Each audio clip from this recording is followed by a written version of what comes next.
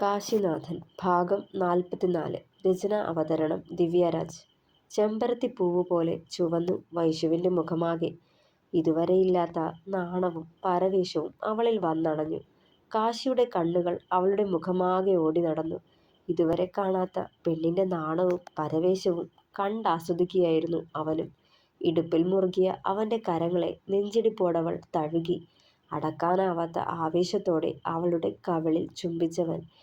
സിയുടെ തണുപ്പ് ദേഹത്തോട് തുളഞ്ഞു കയറിയ പോലെ തോന്നിയതും അവൻ്റെ ഉടലിലേക്ക് ഒന്നുകൂടി ചുരുങ്ങി നിന്നു വൈശു.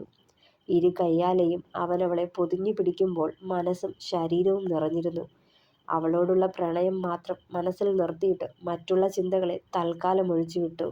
കണ്ണടച്ചാൽ ഓടിയെത്താറുള്ള മുഖങ്ങളും ഓർമ്മകളും തൽക്കാലം മനഃപൂർവ്വം അവഗണിച്ചു. ഇനി ഈ 2 ദിവസങ്ങൾ മാത്രമേ ഉള്ളൂ തങ്ങൾക്കിടയിൽ എന്ന ചിന്തയിൽ.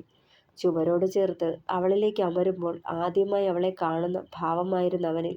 ശരീരത്തോട് ഇഴുകി അലസമായി കിടന്ന ഷിഫോൺ സാരിക്കിടയിലൂടെ അവൻ്റെ കൈകൾ ഉദരത്തിൽ തൊട്ട് തലോടി. നേർത്തൊരു ശീൽക്കാരം അവളിൽ നിന്നും പുറത്തേക്കെത്തിയതും അവൻ അവയെ അധരം കോർത്ത് സ്വന്തമാക്കി. ഇരുതലങ്ങളെയും നുണഞ്ഞുകൊണ്ട് ആഴത്തിലേക്ക് പതിച്ച ചുംബനം. നേർത്തൊരു ഏങ്ങലടിയോടെ ചുമരിലേക്ക് തലചായ്ച്ചവൾ. അവൻ്റെ പ്രണയം അവളുടെ ഉടലാകെ തളർത്തുന്ന പോലെ.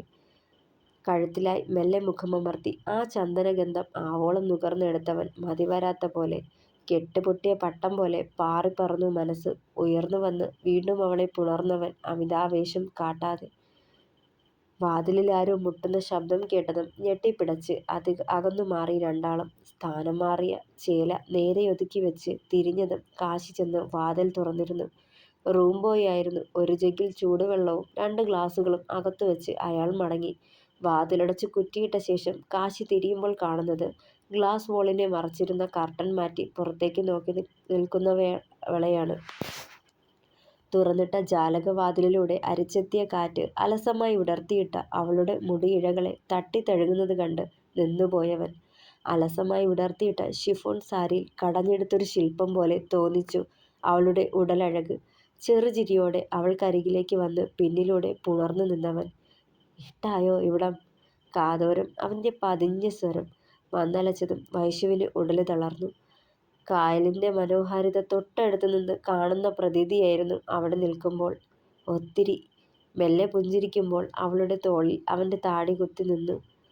ഒന്ന് ഫ്രഷായി വരാം, അപ്പോഴേക്കും ഊണിന് സമയാവും. ഭക്ഷണം കഴിഞ്ഞിട്ട് ബോട്ടിങ്ങിന് പോവാം. അവളെ തിരിച്ചു നിർത്തി. മുഖത്തൂടാലസം പാറി വീണ മുടിയിഴകൾ മാടിയൊതുക്കിക്കൊണ്ട് മെല്ലെ പറഞ്ഞു. അതിന് ഒന്ന് പുഞ്ചിരിച്ചവൾ. ആ പുഞ്ചിരിയിൽ പോലും ലാസ്യതയായിരുന്നു. അവനെന്ന പുരുഷൻ്റെ നിയന്ത്രണം തെറ്റിക്കാൻ കെൽപ്പുള്ള ലാസ്യഭാവം.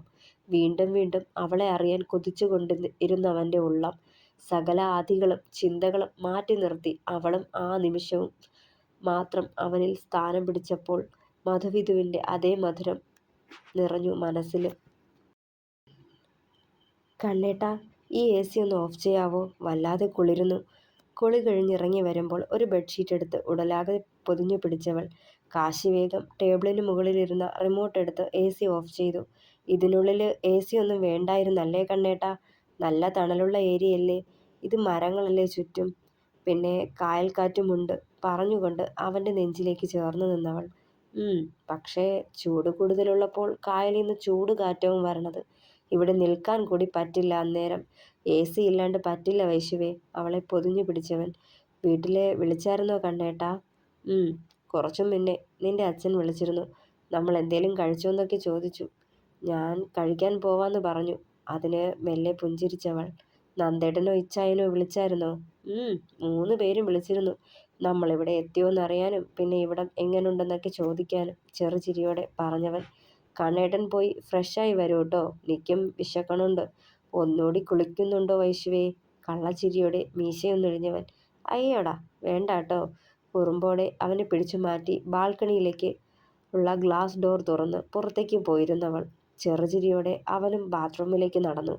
കായൽ വിഭവങ്ങളായ കരിമീനും കക്കയും കൊഞ്ചും പള്ളത്തിയും ഒപ്പം സാമ്പാറും ചീരത്തോരനും ഓലനും അവിയലും ഒക്കെ കൂട്ടി വിഭവസമൃദ്ധമായ സദ്യ പരസ്പരം പങ്കുവച്ചും ആസ്വദിച്ചും രണ്ടാളും കഴിച്ചു. അവസാനം അധികം മധുരം ചേർക്കാത്ത നല്ലൊരു പാലട പ്രഥമനും വയറ് നിറഞ്ഞത് പോലും അറിയാതെ പോയി. 2 ദിവസത്തേക്ക് ഡയറ്റും എക്സസൈസും മാറ്റിവെച്ച് തന്നെയാണ് ഈ ട്രിപ്പ്. ഈ കഴിച്ചുകൂട്ടുന്ന അധിക കാലറീസൊക്കെ തിരികെ ചെന്ന് അധിക നേരം വർക്കൗട്ട് എടുത്ത് കളയണം. കാലറീസ് നോക്കി കഴിക്കാനാണേൽ ഈ ട്രിപ്പിൻ്റെ മൂടങ്ങ് പോവും. അതാണ് 2 ദിവസത്തേക്ക് ഒക്കെ മാറ്റിവെച്ചത്. മനസ്സിനെ സ്വസ്ഥമാക്കി വിട്ടുകൊണ്ട് വൈശുവുമൊത്തുള്ള നല്ല ഓർമ്മകൾ മാത്രം മതിയെന്നുള്ള തീരുമാനത്തിലായിരുന്നു അതൊക്കെ. കാശിനാഥൻ ഓർത്തുകൊണ്ട് നെടുവീർപ്പെട്ടു. സദ്യ നല്ലതായിരുന്നല്ലേ കണ്ടേട്ടാ?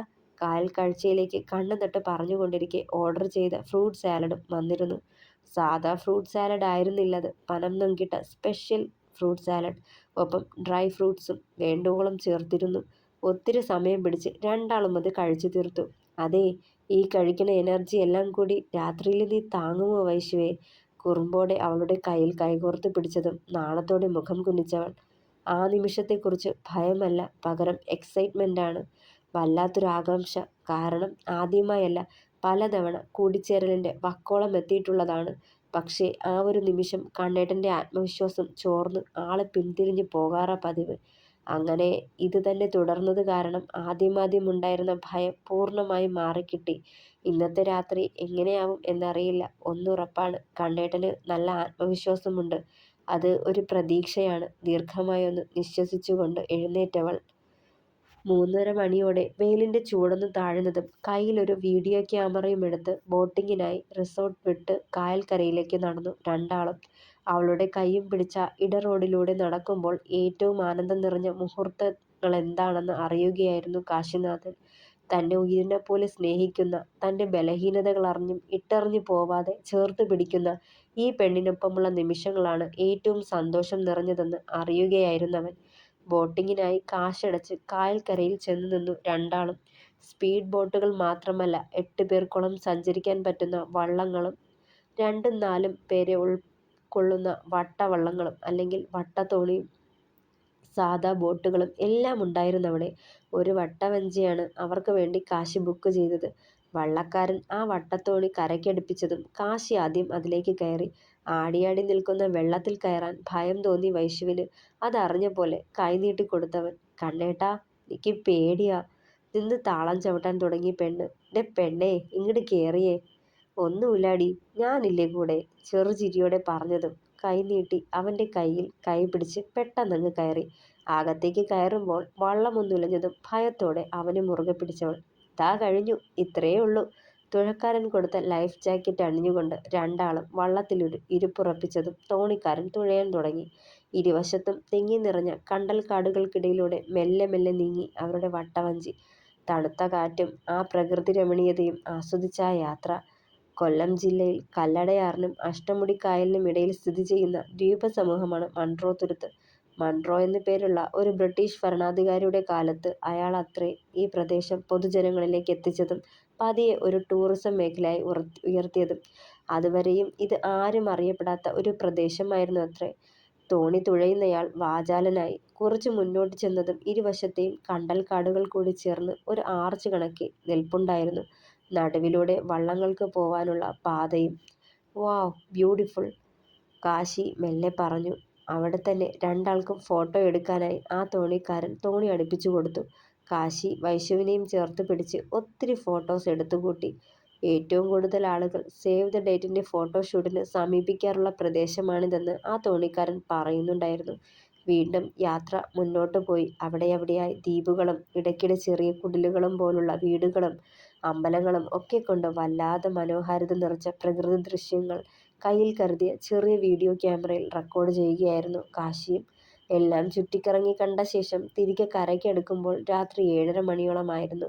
കായലോരം ചേർന്നൊരു കുഞ്ഞു തട്ടുകടയിൽ കയറി ദോശയും ചട്നിയും കഴിച്ചിട്ടാണ് രണ്ടാളും ഈ റിസോർട്ടിലേക്ക് മടങ്ങിയത്. റൂമിലേക്ക് കയറി വാതിലടച്ചതും കാശി അവളെ നെഞ്ചിലേക്ക് അണച്ചു പിടിച്ചിരുന്നു. വശ്യതയോടെ അവളെ നോക്കുന്നവനെ തെല്ലൊരു പകപ്പോടെ മിഴികളുയർത്തി നോക്കിയവൾ. ചെന്ന് ഫ്രഷായി വന്നേക്ക്. രാവിലെ ഉടുത്തിരുന്നത് പോലൊരു സാരി മതി. അതിൽ എൻ്റെ പെണ്ണിനെ കാണാൻ ടൂ ഹോട്ട്. അവളുടെ കവിളിലൂടെ വിരലോടിച്ച് വശ്യമായ സ്വരത്തിൽ കാതോരം പറയുമ്പോൾ നെഞ്ചിടിപ്പേറി വന്നു അവളുടെ. പിന്നെ അധികം വൈകിക്കല്ലേ, ഇനിയും കാക്കേണ്ട ക്ഷമയൊന്നും ഇല്ലാത്തേ കൊണ്ടാ. അവളുടെ അധരത്തിലൊന്ന് പെരുവിരലാൽ തഴുകിയവൻ നാണത്തോടെ മിഴികൾ താഴ്ത്തി നിന്നു വൈശു. ബാൽക്കണിയിൽ നിന്ന് രാത്രിയിലെ ശാന്തമായ കായൽ ദൃശ്യങ്ങൾ ആസ്വദിക്കുകയായിരുന്നു വൈശു. കുറച്ചു മുന്നേ വരെ ജനനിബിഡമായിരുന്ന കായൽ തീരവും ബോട്ടിംഗ് സ്റ്റേഷനുമെല്ലാം ആളനക്കമില്ലാതെ വിജനമായി കിടപ്പുണ്ട്. അവിടെയായി ദ്വീപുകളിലെ പ്രകാശപൂരിതമായ കുഞ്ഞു വീടുകൾ വല്ലാത്ത സൗന്ദര്യം തോന്നിച്ചു. ശാന്തമായി ഓളം തട്ടുന്ന കായലും തണുത്ത കാറ്റും മനസ്സിനെ വല്ലാതെ ശാന്തമാക്കി. ഈ നിമിഷം അവളും ഏറെ ആഗ്രഹിച്ചത് പ്രിയപ്പെട്ടവന്റെ സാമീപ്യം തന്നെയാണ്. ചിതറിത്തെറിച്ചുപോയ ജീവിതത്തെ കൂട്ടിവയ്ക്കാനാവാതെ അന്ധതയിൽ ഉഴറിയവൻ തൻ്റെ ഒരു കൈത്താങ്ങിൽ അവനത് സ്വപ്നങ്ങളൊക്കെ പിടിച്ചടക്കുകയാണ്. ആ അച്ഛനോ ചേട്ടനോ നോവാലുഴറുന്ന നേരത്ത് അവനൊരു കൈത്താങ്ങായിരുന്നെങ്കിൽ ഒരുപക്ഷേ അവൻ്റെ ജീവിതം ഇത്രയും വേദന നിറഞ്ഞതിൽ ആവില്ലായിരുന്നു. ചുറ്റും ഒത്തിരി പേരുണ്ടെങ്കിലും എത്ര വലിയ ആൾബലമുള്ള കൂട്ടത്തിലാണെന്ന് പറഞ്ഞാലും ചേർത്ത് പിടിക്കാനും നമ്മളെ അറിയാനും ഒരാളില്ലാതെ പോയാൽ ആരൊക്കെ ഉണ്ടായിട്ടും കാര്യമില്ല ഓർത്തവൾ. അയഞ്ഞുകിടന്ന ഷിഫോൺ സാരിക്കിടയിലൂടെ അവൻ്റെ ഈറൻ കൈകൾ അവളിൽ മുറുകവേ ദേഹം വിറച്ചു. You are too hot dear.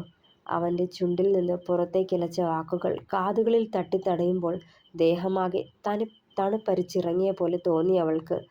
അനുസരണയില്ലാതെ കാറ്റത്തൂടിളകിയാടുന്ന മുടിയിഴകളെ ഒരു വശത്തേക്ക് ഒതുക്കിവെച്ച് അവളുടെ തോളിൽ ചുണ്ടമർത്തുമ്പോൾ പെരുവിരലിൽ നിന്നൊരു തരിപ്പ് ദേഹമാകെ പ്രവഹിച്ചു.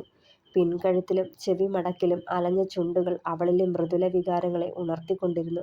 ഏതോ ഒരു നിമിഷത്തിൽ പെട്ടെന്നൊന്ന് തിരിഞ്ഞ് അവനെ മുറുകെ പുണർന്നവൾ ഒരേക്കത്തോടെ കൈനീട്ടി ബാൽക്കണിയിലെ ലൈറ്റ് ഓഫ് ചെയ്തു കാശിനാഥൻ. ചുറ്റുപാടുമുള്ള അലങ്കാര വിളക്കുകളുടെ പ്രകാശം അവർ നിന്നിടത്തേക്കും ഒരു തരി പ്രകാശം കൊടുത്തു.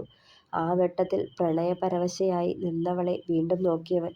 വൈശു, നോർത്തിരുന്നു അവൻ്റെ നാദം. കണ്ണേട്ടാ, നീ ഓക്കെ അല്ലേ? തൻ്റെ പാതിയായവളും ഈ ഒരു നിമിഷത്തിനായി ഒരുക്കമാണോന്നറിയാനായി വീണ്ടും ഉറപ്പുവരുത്തി ചോദിച്ചു.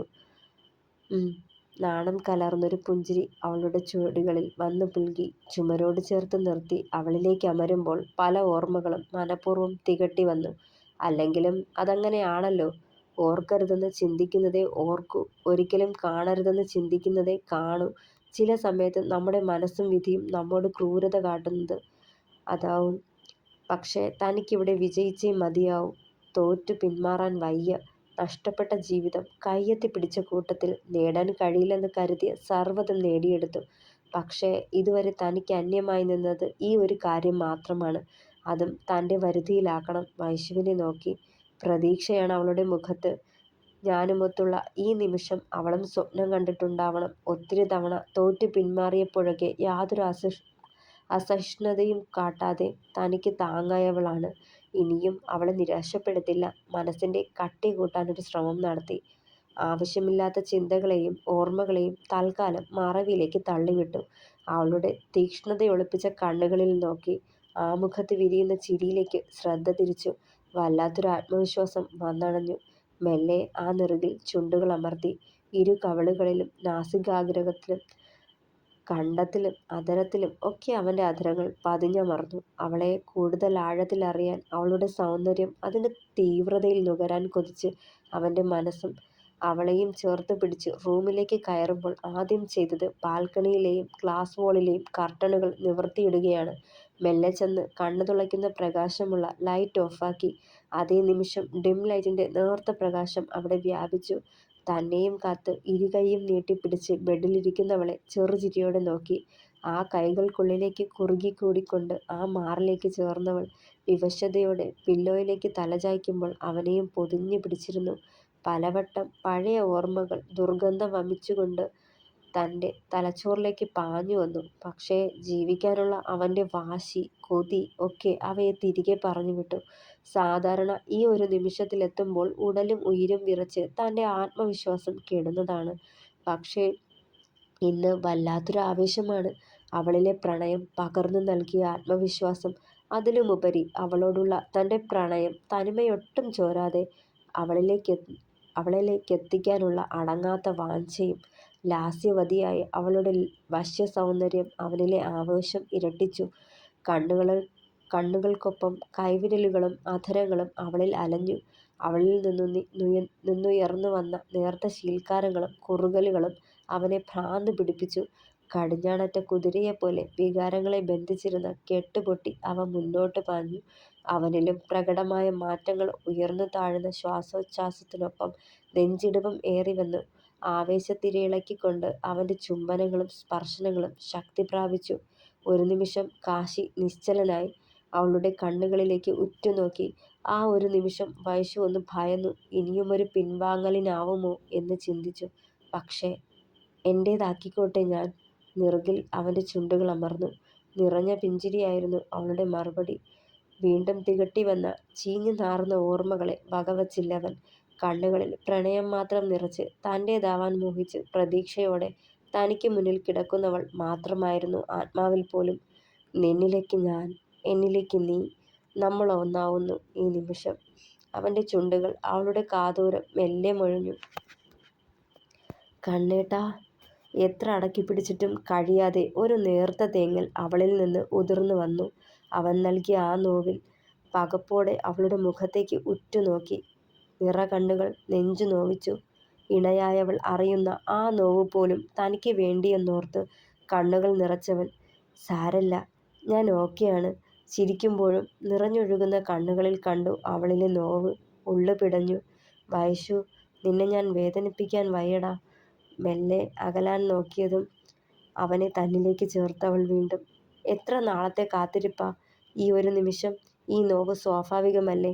സാരല്ല, എനിക്കറിയണം ഈ നോവും ഞാൻ സഹിച്ചോളാം. കരച്ചിലടക്കി പിടിച്ചവൾ ഇനിയും അവൻ്റെ ആത്മവിശ്വാസത്തെ കടത്താൻ വയ്യെന്ന പോലെ നിറകണ്ണുകളോടെ കാശി അവളുടെ നെറുകിലും കവളുകളിലും ചുംബിച്ചുകൊണ്ടിരുന്നു.